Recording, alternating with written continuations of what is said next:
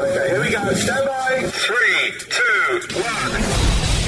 The thinking atheist. It's not a person. It's a symbol. An idea. The population of atheists in this country is going through the roof. Rejecting faith. Pursuing knowledge. Challenging the sacred. If I tell the truth, it's because I tell the truth. Not because I put my hand on a book and made a wish.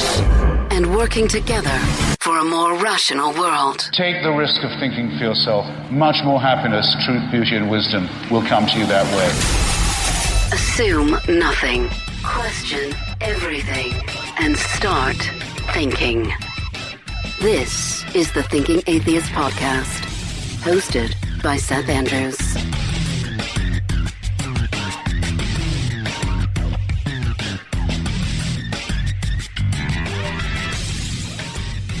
Trying out a new switchboard interface, so this will be interesting. A show that focuses on you, the callers. What do you want to talk about? What's on your mind? What are the things that interest you, that concern you, that exhilarate you? You tell me. By the way, I hope y'all can join me in Texas. I'm doing 3 tour stops in Texas, and everybody's invited. I'm going to be in Dallas, Texas on the evening of Friday, March 22nd. I'll be in Austin the next night, Saturday, March 23rd. And then at Houston Oasis in Houston, Texas on Sunday, the 24th. I'm bringing a brand new presentation that nobody's seen yet. We're going to have plenty of hangout time. I think Friday's Dallas event's going to do like an open bar. Alcohol and atheism in the same place at the same time. What more proof do you need that we've lost our moral center, ladies and gentlemen? I'm so looking forward to these 3 events in the month of March. Be good to get out of the studio and good to hang with you. All the details are on my personal website. Go to sethandrews.net and then click on the speaking tab and you'll see the events listed there. Times, addresses, all the specifics you need. sethandrews.net/speaking. And I'll see you in Texas next month. Okay, the callers pick the topics today. Let us go to the switchboard. 393 on Skype. Hi, you're on the Thinking Atheist Podcast. Who's this? This is Kate. Kate, what are you doing? Well, I'm calling you. It's about 5 p.m. here in Modena, Italy. What's going on with you in Italy? I'm an English second language teacher here in Italy. I teach 4th and 5th grade. And I had an argument this morning that I actually think I would very much like to hear your 2 cents on. Uh-oh. So in Italy, not very many Americans know a lot about the immigration status here in Europe, but a huge influx of immigrants from Northern Africa come to Italy, from Tunisia, from Morocco, Libya, Ghana, Nigeria, Gambia, like that area over there. And so this morning we were talking about how I'm from Oregon originally, but I said that, where I come from, it's not legal to eat horse because it's a working animal and you don't eat animals that work. And so they were saying that where they come from, they don't eat pig. And then, in some places they didn't have other things, but they really got offended almost talking about the fact that you couldn't eat horse. Everybody really kind of looked at me like, are you serious? Horses are useless. Coming from a place like Oregon where I couldn't even imagine eating horse. What are you asking me? Having an entire classroom. What are you asking me? Are you asking me if it's okay to eat a horse? Because I don't know the answer to this question. No. How do you explain to a classroom of 25 10-year-olds who eat horse on a regular basis just how important horses are to, I don't know, like for, not eating pork is a religious thing. How would you bring that in and make someone who doesn't eat pork for a religious reason understand why we don't eat horse? Is the reason that you personally don't eat horse is because you consider them to be set apart from cattle and even deer and and other animals, you think that they fall into a different category and therefore deserve an extra measure of protection from being consumed by humans, right?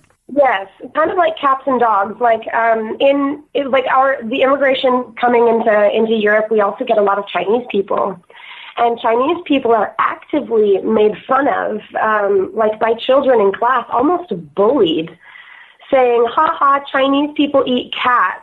In my own mind, I have a difficult time separating one animal from another in these discussions, and I myself have been sort of confronted with the issue of eating animals altogether. Now, I'm not a vegan, I'm not a vegetarian, but I am having those discussions in my own life about the harvesting of animals for food by us. You know, I can't differentiate between cultures why one animal is a candidate to be consumed and another is not. I don't know that I'm of any help to you in this. We are, you know, if we're in the United States, we tend to see animals that we sort of anthropomorphize. You know, they have more of a personality. We are less inclined to eat them, to kill them, you know. So with a horse, we see more of a companion, more of a help, a utility, something that, yeah. And, you know, for this reason, certainly we're not eating dogs and cats and those types of things. It's these other animals that we see as not having a personality, that are born and bred for the purpose of us to be able to be harvested by us. If we don't see them as having, exhibiting the characteristics of human beings, at least overtly, then we are a little more inclined to write them off, you know. But it's an interesting question. I'll have to chew on that one, if you'll pardon the expression. Forgive me for not being wiser on the subject. I just don't know the answer. I'm going to have to think about that all day. I'm going to be thinking about it. When you're in front of 24 or 10-year-olds and you're an English expert, like what you're supposed to do is you're supposed to make them feel comfortable to speak in English, because here we have, you know, the Catholic Church, we have this terrible shame hanging over the country, and nobody wants to open their mouth and try to have a conversation. So my job is to kind of chat and have a real human conversation with these kids, and make them understand that English is more than just a study material. It's something to live. And you get into these conversations, and kids are asking these weird-ass questions, and I'm supposed to dumb it down into words that they can understand.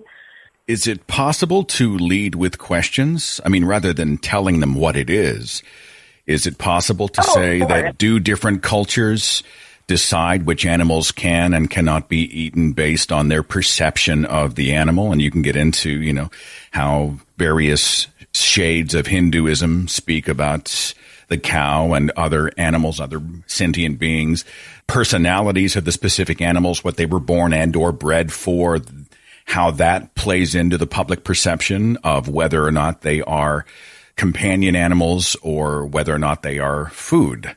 I mean, I don't know. Can you actually use the question thing? That's a fantastic conversation for adults. Like, I've actually got a group in about a half an hour, and that's a perfect topic. Thank you. Well, I mean, for me, I don't think we walk into every discussion saying, I know the answer, or I have to get the answer. Sometimes there's utility in asking the questions and promoting discussion. And what this does is it ignites the fire of curiosity so that they themselves are going, well, how did we arbitrarily decide this animal was safe and this animal was not, and this animal is food and this animal is sacred? And how did we qualify that? How did our culture and background and what we were taught and what we like, what we dislike, how does all that feed into it? I mean, those are discussions I think would be interesting I'd like to be a fly on the wall in the classroom, honestly. Oh, man. And you know what's really cool right now? I'm looking for classes to do pen pals with these kids, these 10-year-olds and 11-year-olds. 4th and 5th grade classes. And it's going to be really interesting because I'm asking them to talk about their culture and how if they're immigrants, where their parents came from, and then they're from Modena, Italy. So we're kind of transmitting that there's more to Italy than just pizza, pasta, mandolino, mafia. Well, I appreciate you. And I'm so glad to talk to somebody who is encouraging questions, critical thought, discovery, challenge in young people. I wish you the best with the class today. I'm not a huge amount of help beyond just giving you a word of encouragement. I have blue hair and I come to school with a motorcycle. Like, these kids look up to me with these eyes that are just incredibly open. And I'm like, okay, guys, now let's talk about the system. Yeah. Hey, you go talk about the system and let me know how that goes. I'm way curious, okay? Have a great day, Seth. All right, you take care. Bye. That's an unusual question. I'm not really sure what to do with that. It's a whole other broadcast, probably. What is our approach to the eating of animals? I've had people ask me to do a show on veganism. Natalie and I have talked in our own lives about, should we be eating animals? But I love a good prime rib, those types of things, chickens, but how the animals are treated, and do we really require this? And is some of it based in religious ideology? The Dominionists say that all of these animals are resources for us so that we can consume them, so that we gain our strength. They are our nutrition. They're here for us. Is that really the case? That's a whole other conversation. I've got area code 801. You're on the Thinking Atheist radio podcast. Who's this? Hey, Seth, this is Autumn. What's going on, Autumn? Not much. I'm calling you from Utah, from Wonderful. A little city called Tooele in Utah. It's about 2 hours outside of Salt Lake City. Is everything in Utah relative to Salt Lake City? Yes. Yep. Okay. Forgive the interruption. Go ahead. No, you're fine. I have a dilemma that's coming up, so I wanted to present it to the community, get some feedback in the comments, and see what you thought as well. Okay. So I'm from a Mormon family. I grew up Mormon, and I'd never really believed it. I actually didn't think anybody believed it until I got to be an adult and then found out they really did believe it, and then I thought that was kind of crazy. But I left the church as soon as it was an option for me, but I didn't really say anything to my family about it. I just kind of was inactive in the church for a while. And then when I got older and I had kids, I kind of decided it was important to model for my kids just being who you are and not trying to hide it. So I didn't make a big announcement to my family or anything like that. I just kind of stopped putting my books away when they came over and all that kind of stuff. And eventually each of them asked in turn, are you an atheist, or are you ever coming back to the church? And I answered their questions, and that was it. That was the whole of the discussion. So it's just kind of something we don't talk about. But to their credit, they're really respectful of that. They don't ask me to participate in prayers or try to make my kids do that. They don't make passive-aggressive comments. We all just have a really close relationship, and we all are who we are, and that's not a problem. Coming up, though, I have a niece. It's my first niece to hit this age. She's turned 7 a couple months ago, and she'll be turning 8 at the end of this year, which is a big milestone in the Mormon church, because at 8 you get baptized. And it's the age of accountability and all that whole big, important milestone. So I know when that rolls around, me and my family will be expected to attend that baptism, and I'm feeling really conflicted about it because we're really close as a family, and we don't miss important milestones. And if it was my kid's milestone, I would want them to be there whether they understood it or not. But I'm having a really hard time reconciling that with going and supporting something that I feel really against. And really, I watch the indoctrination of the kids in my family every day, and I'm getting more and more disturbed by it the older that they get. It reminds me of what my childhood was like growing up indoctrinated and how hard it is to switch that off if you ever choose to do it. So I don't know. I feel like I can't decide whether to make a battle or not, because this issue is not a battle in my family. We just don't talk about it. They're probably secretly hoping that it's a phase and one day I'll show up at church. But I will turn it into a battle if I choose not to attend this baptism. What's your experience when you have nieces and nephews and family members that have really important religious milestones? I can't decide whether to support them in something that's important to them or to just be quiet about it and just not show up to something that I'm really opposed to, that really bothers me. Yeah. What do you think? I mean, every situation is unique, and I feel the burden of, I don't want to tell you what to do at all. I'll just tell you what I think, and like we're talking over coffee, okay? Let me ask you, what do you think the consequences would be if you didn't go? Probably hurt feelings And it's hard because, for an example, if the tables were turned, when we were planning my son's second birthday party, we were going to have it on a Sunday because that was the best day to have it. But there was money being spent on the birthday party. So my family said, if you have it on Sunday, we're not going to be there because we don't spend money on Sundays. But I don't base my decisions on what other people do. I base them on how I feel about it. So if the tables were turned, they absolutely would not come. But it would definitely be hurt feelings, and it would probably cause a little internal family battle for a couple of months about why I didn't support this really important thing for her. Okay, so here's the situational. Let's say you are, I don't know, Jehovah's Witness, and you had a daughter who was going to be in some sort of a Jehovah's Witness ritual, and it was an important milestone, and it was all of these things. But your family was Mormon, and you invited them to come and support your daughter's Jehovah's Witness ritual. What do you think they would do? Would they attend and support you? Yeah, they probably would. They would come to the temple of a competing religion to participate? Really? If it was as benign as a baptism in the Mormon church, all we're looking at is getting dressed up, going there, sitting for an hour, listening, watching, and then going to dinner. It doesn't take place in the temple. It's in the local church house, and they dunk the kid, and that's the end. And everybody, you don't have to be a member. You don't have to be a member or a card-carrying temple attendee to get into the local ward house. So, all right, this isn't like one of those secret rituals, those initiation rituals that we've seen the hidden camera stuff for. It's not like that. So. Yeah, this is not the Masonic. They don't hit you with that till it's too late to back out. But the challenge that I have is when I do have religious nieces and nephews, and some of them have been religiously homeschooled, and I feel totally helpless. I know that it is not my place to go and parent those children because I'm not their parent. I know that situationally I am restricted to a degree as to what I can really do and say. I mean, I would be upset if somebody was crossing boundaries into my home and telling us how to live our lives. And so I as much as it hurts, I have to respect that. Having said that, if they were to say, hey, Seth, would you come to so-and-so's baptism? I myself would be inclined not to go.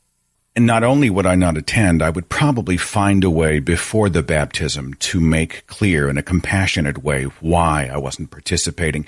And I would make sure that the child was within earshot of that. Please know that, this isn't in any way because I don't support you and love you, but this is in conflict with my value system. And I'm not a member of this particular club. I feel like that there may be some bad things going on, and I'm not totally comfortable. Would it be okay if we honored your 7th birthday or whatever? What if we did something else? I would probably find a way around it, but nothing is going to prevent the weirdness of your family. It's going to happen, Only you can really measure the cost benefit on that. How much are you willing to put up with? How much latitude are you willing to give them? And how much latitude are they willing to give you? If you see it as totally innocuous, if you want to sneak in the back, if you feel like maybe you want to skip this battle and fight a larger battle down the way, I get that. I mean, I don't know if there's a wrong answer, although some people in the comment sections are probably screaming right now at the top of their voice, Yeah, it's hard. I have something that I think a lot of people in our community would love, and that's a family that's supportive of who I am, and they don't question that, and they're supportive of my kids and everything that we do and believe, and that's our business, and they don't intrude on that. I really don't want to go, and I don't want to take my kids and have to. They're still young enough that it's a really complicated thing to explain to them why. Can I ask how old they are? And they're not. They are 4 and 7. Well, I was going to say you could make it a forensic exercise, but that's kind of a big piece of the pie for a 4-year-old to digest. And it's something that we run into. I mean, we live in a predominantly Mormon area, so we run into this all the time. And it's hard because when you grow up in Utah and you're not a Mormon, just trying not to make a big deal about that. And because once the kids in your school find out you're not, then you're going to have a really hard time getting their parents to let their kids play with you and things like that. So I try to teach my kids what I think and teach them to think whatever they feel like they should think.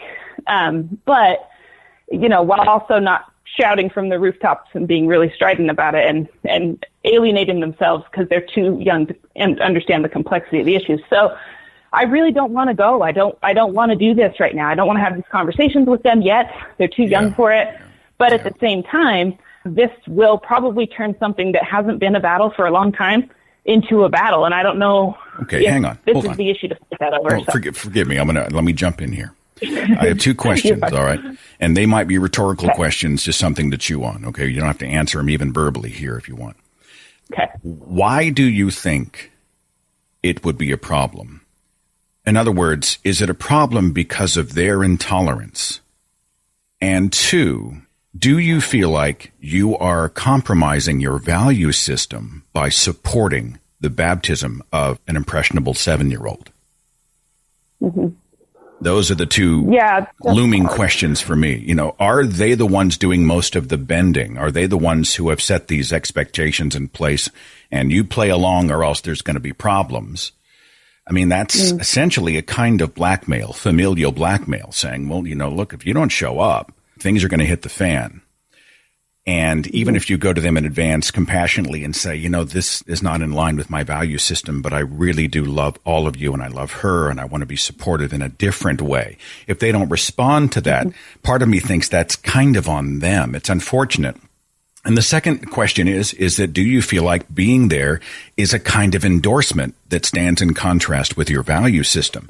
And if that's the case, I think you may have answered your own question. Do you really want to support a baptism inside a church that you have since rejected and you feel may be doing damage to young people? No. I mean, I don't know. The two things are in conflict because my value system is that we are there for our family and we support them, but it's also not to support that. So that's something I'm going to have to think about a lot. But I'm addressing it a year ahead of time. So if what you say about your family's, you know, if they would sort of throw caution to the wind and, you know, if you had a secular event or a Jehovah's Witness or a Catholic or a Scientologist or some other event and you had your child in it and they would sort of set aside all of these preconditions and show up to their credit, that adds a little bit of a different layer to the onion. Yeah, it would be easier if they were more ornery about it. Yeah, it would be easier if they drew a harder line in the sand, right? Well, yeah. At the end of the day, I would just like to encourage you that your values are yours and no family member should ever ask in any way for you to compromise your values. And so if you do come to a point where you think, no, this is kind of a hard line for me, I just can't do it. I think a genuinely loving family should honor and respect that just as you would respect them if they said that they would not ever break their value system. You know, I really feel like it's about boundaries. So take the temperature, you know, try to love on everybody as much as you can, come from a sincere and good place. And who knows, it might not be as bad as we think. All right. Awesome. Well, thank you, Seth. I appreciate it. You hang in there. Take care. All right. And bye-bye. Bye. You know, part of me was like, I mean, hell no, I wouldn't go. But family dynamics are so complicated, and life sometimes is. And there also comes into play that choose your battles discussion. Maybe right now I'm going to go and I'm going to sit in the back and I'm going to wait it out in the hopes that this young child who sees me accepting them and being there for them personally, not necessarily religiously, maybe that maintains a relationship that will then allow us to have the larger discussions about belief and gods and religion and control and all of these other things. You know, maybe surrendering a little bit here at the front end, you know, moving a chess piece in sort of an undesirable direction here at the front end will give me a greater strategic advantage in the long game. And I know that's not a popular way to phrase it. Many people just want to go and throw caution to the wind and say, screw them all. And, you know, family dynamics, those can get really sticky.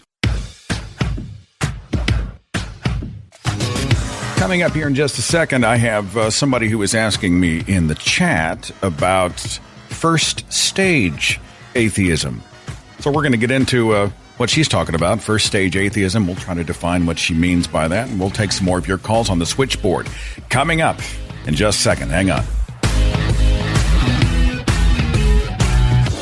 Oh, it's a good friend that brings you wine at 4 in the afternoon, sushi at 9 p.m., and a breakfast burrito at 8 a.m. And that good friend is Postmates. Postmates is your personal food delivery, grocery delivery, whatever you can think of, delivery service all year round.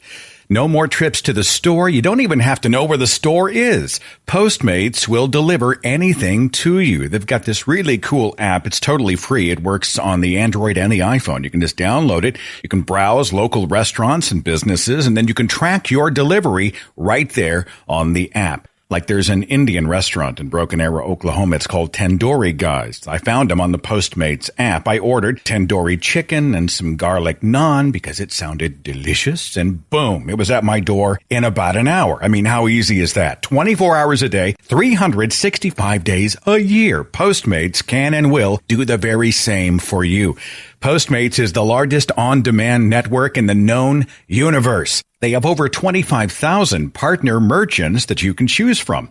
And for a limited time, Postmates is giving my listeners $100 worth of free delivery credit for your first 7 days. To start your free deliveries, just download the app right now and use code Seth Andrews.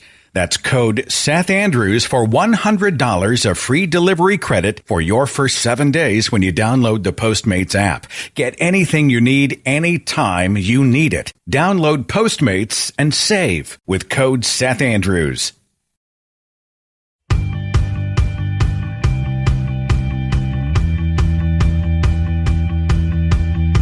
This is a broadcast where you choose the topic, whatever's on your mind. I had Jamie in the chat say, I can't call from work, but here's my question. What do you suggest for moving on from stage 1 atheism? By stage 1, she means the new atheist stage. You have sort of just emerged and you're looking around realizing the damage that religion has done on your life and the lives of everybody around you, and you get frustrated because you see woo everywhere you look and you want to talk about it all the time and drive people essentially crazy. This is kind of how she qualified it in the chat, and I hope I'm doing justice to the way she laid it out there. And that's a great question because I was the same way. In fact, I wrote about this in Deconverted, my autobiography. I was talking about whenever I first emerged from religion and realized I was an atheist. I was like the guy who'd been stranded in the desert and had stumbled upon the oasis. I was being introduced to ideas and concepts and philosophies and people and all this stuff that I had never been introduced to before. And it was a mix of emotions. You know, part of me was really pissed off. Why did I miss out on all this? Imagine if I would have learned this in my formative years. Imagine if I'd been given a shot to be able to evolve my own thinking 3 decades ago. And then I was mad at myself. What took me so long? I'm not stupid. I mean, I don't think I'm stupid. Maybe I am stupid. What kind of person believes this stuff for 30 plus years? And then I had this desire to share what I was learning with everybody around me because I had this naive belief that as soon as they hear the news that their religion is bullshit, they're going to slough off this sort of cumbersome, superstitious cloak and they're going to come follow me toward a more rational world. Well, that was just insane. Because nobody in my immediate circle that I was talking to, nobody really wanted to talk about it. They weren't interested in data. They weren't interested in facts. They mostly just gave me that sad, pathetic look like, oh, you poor thing. I feel so bad. I will pray for you so that one day Jesus will reveal himself to you the way he has revealed himself to me. And then I hear about it after the fact. They go to their little pods and they go, psst, psst, psst. Have you heard about Seth? He's lost his mind. The devil has gotten into his heart. He's been deceived. It's amazing how much credit that these people give the devil. It really, I mean, it's amazing to me. And I've heard my own parents angry at me for being an atheist activist. You are leading people astray, as if it's like a pastor type role, which it is not. This is really more of a shared experience, you know, storytelling, communicating, encouraging, helping to be a conduit for information. But if you come out of a religious model, everything sort of looks like pastor and congregation, shepherd and flock. And so they see it as, well, Seth's an atheist preacher and these are his minions. And I'm like, you have not met these people.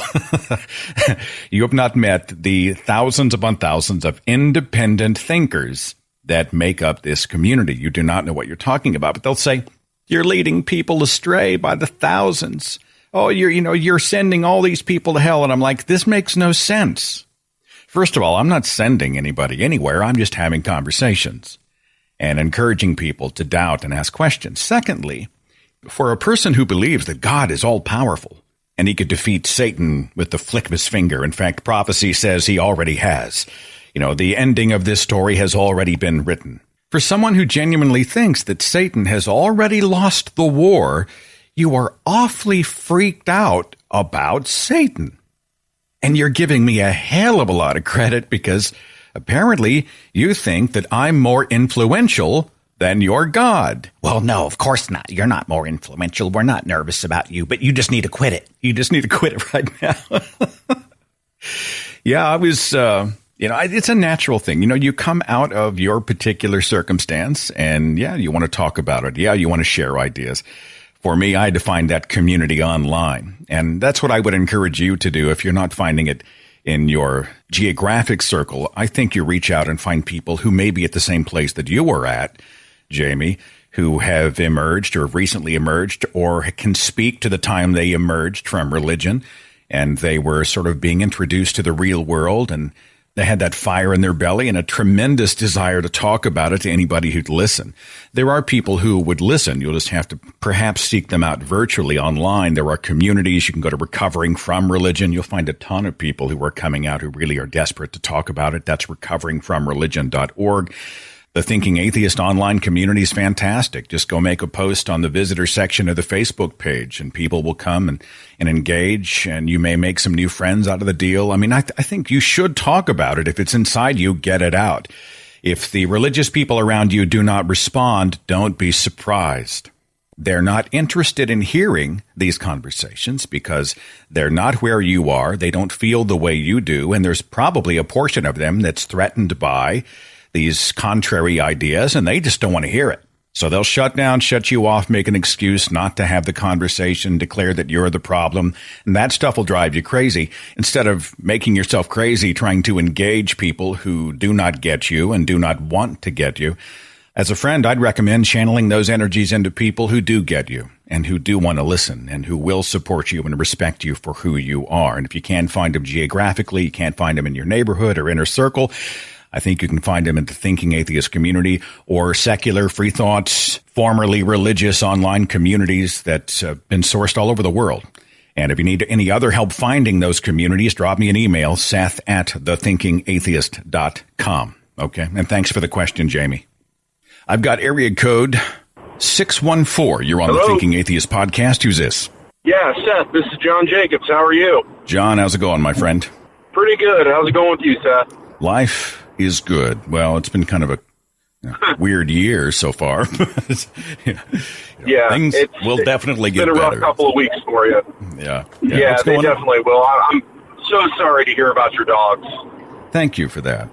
Yeah, it was tough to lose them both, and especially so quickly. And, it's weird because we still are kind of reeling from it, but we're going to rescue again, and we're sort of preparing ourselves for the next chapter. So thanks for the kind words, John. What's going on with you?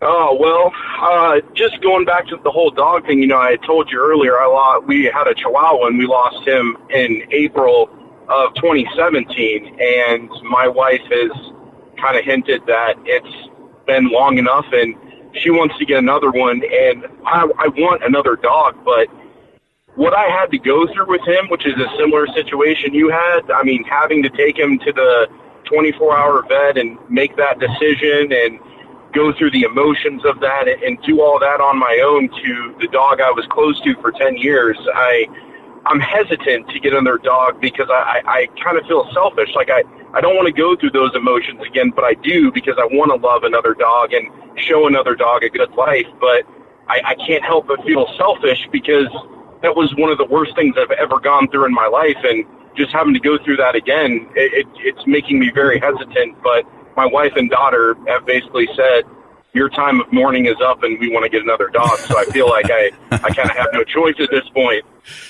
Well, I mean, I would hope it'd be a family decision. For us, we went through that we were just in each other's arms and sobbing. Henry was a shock when he died on the operating table, and then 2.5 weeks later, Tootsie has a stroke, and And we just felt like we'd been kicked in the teeth. And is it worth it? And, this emptiness is really, really, it sounds dramatic to those who have never loved a dog, but for us, it was very real and it remains so. But I heard it said once that grief is the price we pay for love. And for us, we've decided that we want a life rich in love. We're willing to take the risk. We're willing to accept the consequences of love. And this is an individual thing for everybody. Everybody has to take this journey on their own and make a decision. But for us, will we grieve again one day? Likely so. This is the price we pay for loving something that lives a shorter lifespan than we do. But the times that we would have in the interim would be rich with memory and laughter and love and connection and companionship and all of this good stuff. And when it comes to living life, I'm all about the good stuff. In my mind, I've decided that it's worth it. And I wouldn't want to live without that love. I want to have that in my life 24/7. So I'm going to take the leap again, and Natalie feels the same. So that's how we shook out on this one. For you, I'd like to see a family decision and not the kind of thing where you were sort of coerced when you weren't ready, Yeah, I definitely agree. And I think subconsciously in the back of my mind I am. It's just knowing what I've gone through, and I definitely know what you've gone through. It's tough, but you're absolutely correct. It is the price that we pay, and it's well worth it. It is something I want to do. I don't want it when it happens. I don't want that, hey, in 10 or 15 years, this is going to happen, so I'm going to be weird the whole time we have the dog. I'm going to love the dog, and I want to love it, and I don't want knowing what's coming eventually getting in the way of that. Does that make any sense on what I'm saying? I had somebody, we were talking about, this process, this grief thing and losing the dogs, and it's terrible. And she said something that has helped me tremendously. It might help you. She said, dogs don't have these sort of existential questions. Dogs don't sit around thinking about the ending of their lives and how will they go and will they suffer and, how long will they live, blah, blah, blah. Dogs are very much in the moment. Dogs are every moment in the moment focused on whatever's happening.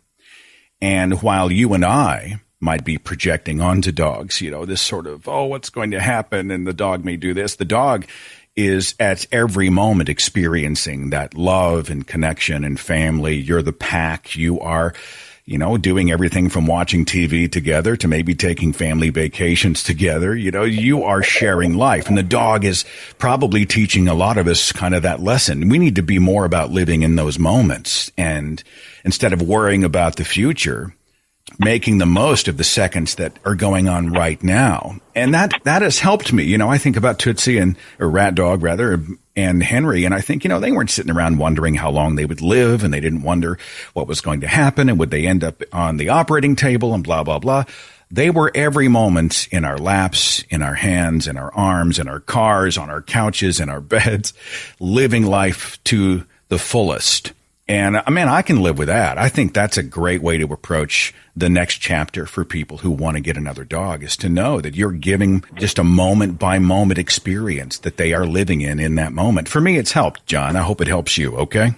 Oh, absolutely. And I definitely agree with you. I think it's just a complex issue that I have to get over because I went through that experience and I went through it by myself so that my wife and daughter wouldn't have to go through it. And it's just one of those emotions that's very, very hard to shake, even though I know it's illogical to have to a certain degree. No, I don't think it's illogical, John. So I definitely get it. No, I don't think it's illogical. I wonder, too, if, and I'm not saying that you drag your wife and child to this kind of thing. I wouldn't be that guy. But, death is part of life. And the end is going to happen. When that day comes, whenever, and hopefully a long, long, long, long, long way away, rather than you bearing this entire thing and sort of quote unquote protecting them, part of what might speak to their experience might be that they might consider being there in the final moment. So you don't have to carry the load by yourself. You can all be there to support each other, to weep and grieve together, and to start again having the same context. And, they may not be wired for that. They may not want any part of that, but it's something worth suggesting if it happens down the way, so that then you guys are in it together and it's not just you carrying the whole load, okay? That actually makes a whole lot of sense. I I do think you nailed it, because that's what I did. I did it to protect them and figured, I'm the dad. This is just what the dad does. I'm going to take care of this so that they don't have to. And I think you nailed it. I think that, I don't want to say that was a mistake, because you learn everything from life lessons, but I feel like if I could redo that again, we probably should have done that as a family, and that might have been put me in a better place to be more excited. I mean, I am excited to get another dog, but not let the negative emotions get in the way of the positive emotions of getting a new dog, if you will. Well, I've got your email because you were on a show that we recently did about the faith healers, John. But, kind of let me know how that plays out. I would be curious, and post photos online if you guys take the leap, okay? Oh, I definitely will, Seth. Thank you so much again. I really appreciate it. Take care, brother. We'll see you later. You too. Bye, Seth. I've had conversation. Is it worth it? Is it worth it?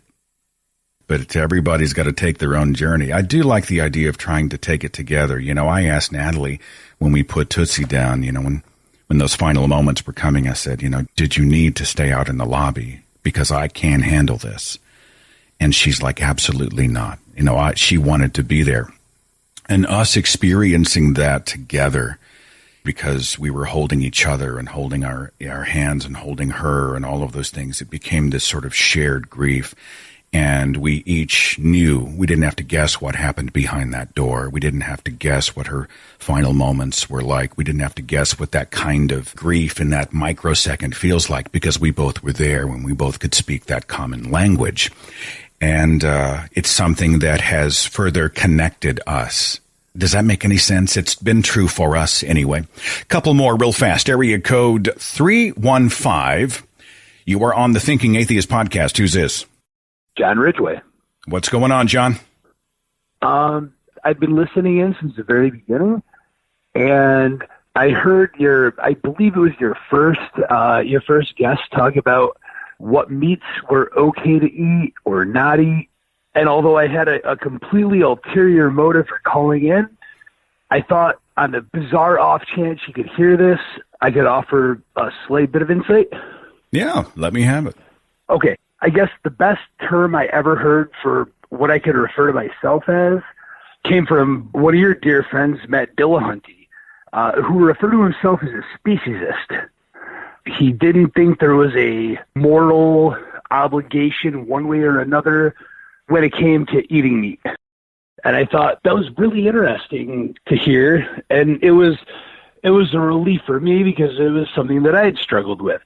And then, conversely, I have a very dear friend who is a stringent vegan.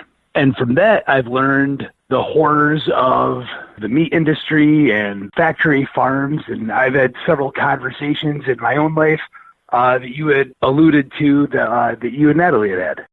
And so the best advice I could give is you are never going to convince somebody, especially in an outside culture, what is a taboo food and what is okay. When you talk about different cultures, you're talking about cultural norms. And within those confines, it's impossible or impractical at any rate to say what you should or should not eat. If we're talking, though, let's frame the meat argument. And this is the one where I draw the harder line of demarcation. It's one thing where they take the air gun and harvest it for meat. We can have that conversation. But when it comes to the elimination of suffering animals, that becomes a conversation I think we probably could have. We could start there with people who have a certain culture that provides meat in a certain specific way. I'm thinking at this moment of how Islam handles its meat. I mean, that's very brutal how they kill the animals. So if we were to start that conversation, not with should we eat meat, but can we acknowledge and then eliminate suffering, that would be a worthy conversation to have in any culture, would it not? That is a conversation I have so much time for. That is a conversation and a personal struggle that I go through regularly. Well, what happens at the end of the struggle, right, is the question. We can struggle with it, but how do we get past or through? How does the struggle inform our decision-making process, right? Right. So for me, I guess I don't know whether or not you're familiar with Tim Minchin, but Tim Minchin is an Australian musician, comedian, who once said that he is a philosophical vegan, and that he loves the idea. And I also love the idea.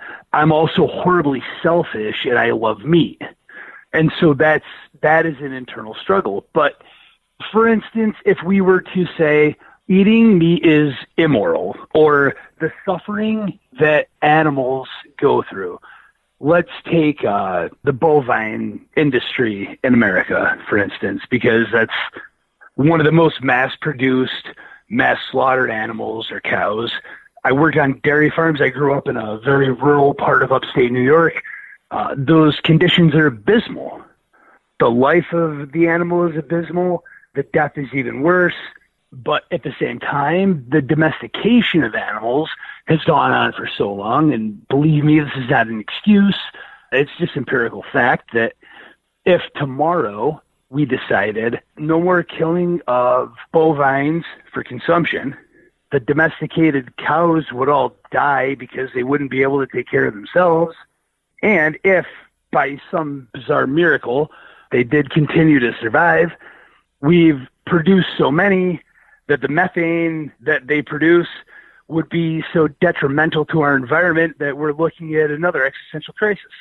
But if we can come back to suffering, I mean, let's say that before we get into whether or not you take meat off the table, if we were to examine the problem of the animals that suffer and looking at the processes for perhaps growing and harvesting meat that didn't involve suffering, would that be a place to start in cultures of all shapes and stripes all over the world? I would certainly hope so. No, okay. Well, I mean, I think that's probably something where we would want to begin. And again, we've been having the same sort of dialogue in our own life, trying to decide kind of where we fall. There's no easy answer for us, although there are some who are probably clawing at the computer right now going, yes, the answer is extremely easy. But it's a tough one. Stop being a selfish a-hole and stop eating meat. I could guarantee there's hundreds, if not thousands, of people saying that right now. All right. Well, maybe you and I can schedule a great tofu hunting trip. We'll go see if we can catch some tofu in the wild and no animals will be harmed. Oh, I love that. Johnny, I appreciate you. Thanks for stirring the pot. I'm sure the comment section will have a field day with this one. Okay. Oh, wait, I'm sorry. You said you called for about something else. Is that right? I did. This will be real brief. You have personally helped me. One of the very first things that I heard when I was working my way out of, I was on my path to divinity school. I grew up in an Episcopal church. I was on my way to becoming a priest, going through that process prior to seminary. And I stumbled upon one of your podcasts, and I'm sure, not a podcast, it was a speech you gave, and forgive me, I can't remember when. I do remember the title, Christianity Made Me Talk Like an Idiot, or something very similar to that. Yeah, that's it. That was one of the moments in my life where I took a step back and said, there's another way to look at everything that I'm looking at. I can't thank you enough because this person you've never met in upstate New York heard you say those words, and I'm not saying that changed my mind. That opened my mind. Thank you, man. Had it not been for that, I'm not certain I'd be where I am now, and I've never felt more comfortable in my own skin. All the questions that I thought were so taboo that I shouldn't ask, that I couldn't ask. Listening to that led me to R.N. Ra, led me to Matt Dillahunty, led me to Christopher Hitchens, and it's opened my mind politically and spiritually, if you don't mind that term. No, I got you. I'm tracking. But you have changed my life in ways that I could never possibly thank you for. Well, Johnny, that's amazing, dude. But I thank you for the kind words. I really do. And I'm so glad that the speech was there for you at a time when you needed it. And you're doing all the hard work. I think we're just encouraging each other to take the journey honestly. And I wish you all the best in yours. Okay, brother? Seth, thank you. All right. Take care, man. Bye-bye. Wow, that's amazing. Yeah, it makes it all worthwhile, doesn't it?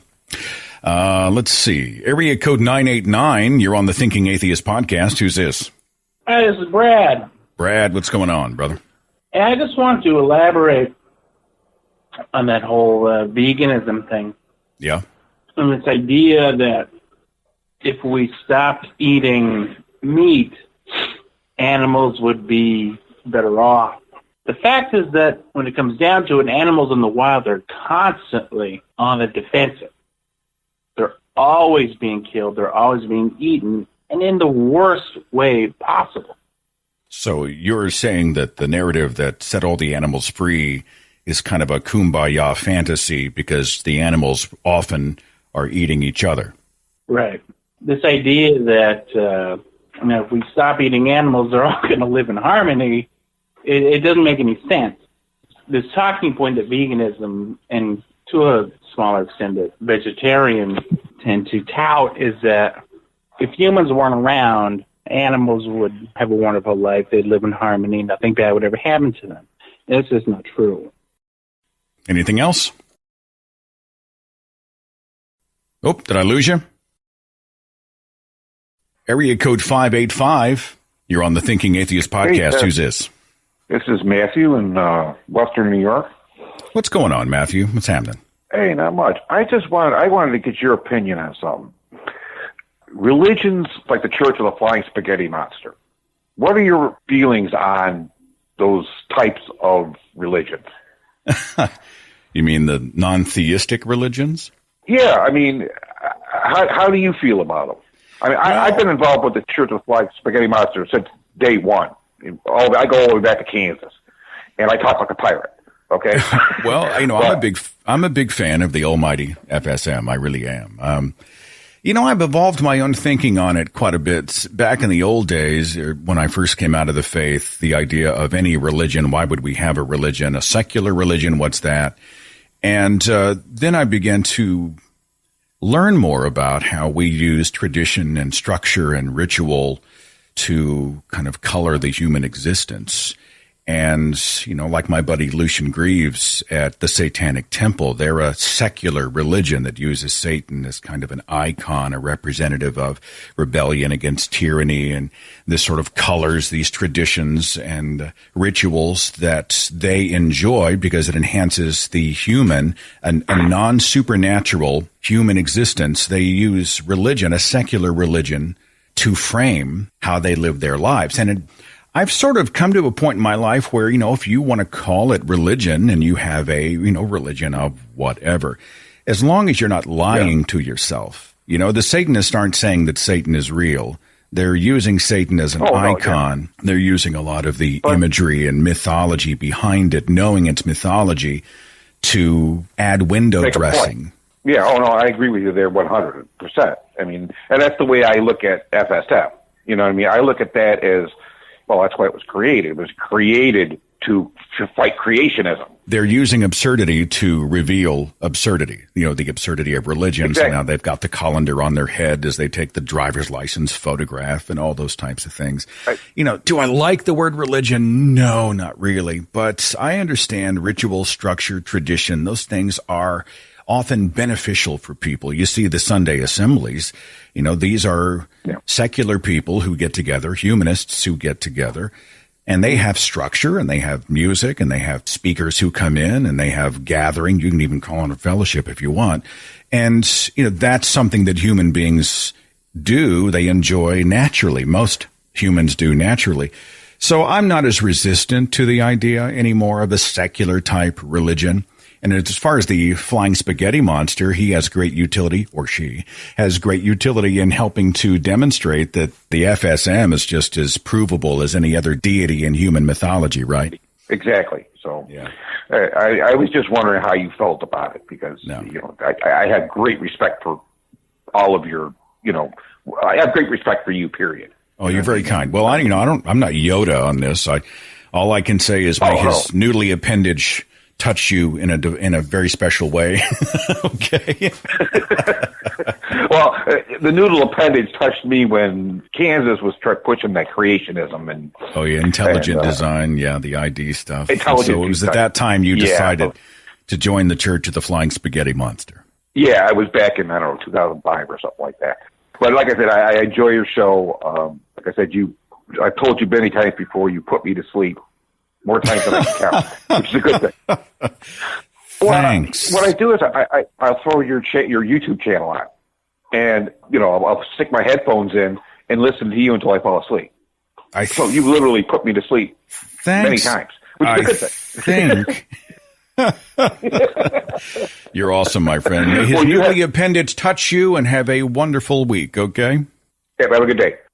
All right, my friends, we covered some varied ground today.